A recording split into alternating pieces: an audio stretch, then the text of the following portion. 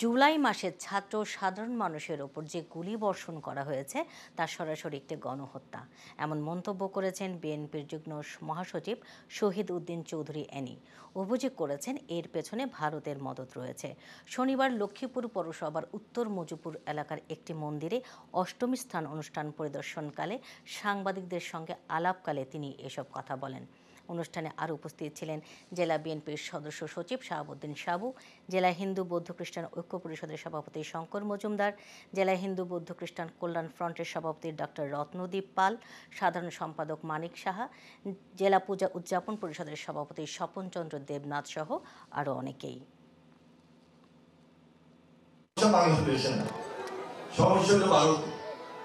ভারতের পার্লামেন্টে সেখানে সবকিছু শেষ হয়ে গেছে, যে হিন্দু সম্প্রদায়ের উপরে এখানে আঘাত হচ্ছে, মন্দির ভাঙছে, হিন্দু সম্প্রদায়ের জায়গাগুলি দখল হচ্ছে, ভালোভাবে চলতে পারে না, ভালোভাবে থাকতে পারে না বাংলাদেশে।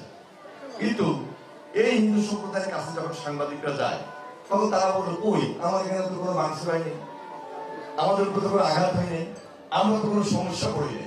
তাহলে এবার বুঝেন পরিকল্পিত, এটা বাংলাদেশে আপনারা বসবাস করেন, আপনাদেরকে খাটো করা হচ্ছে।